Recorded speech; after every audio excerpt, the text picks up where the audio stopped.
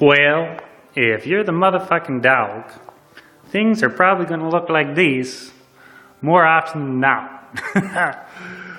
Apparently, full throttle, diff lock in, don't work. And for those of you that don't think that happens, that safety overrides, definitely bypassed. But this is what happens. We got some pieces there. We got some pieces left in the case, and it chewed the motherfuck out of it right there. And then,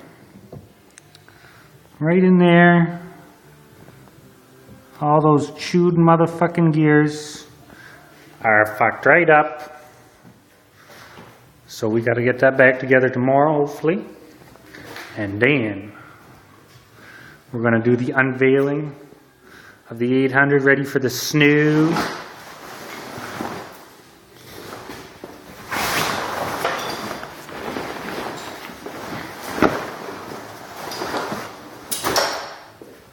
She's cleaned up, serviced, looking nice, even for an OC even.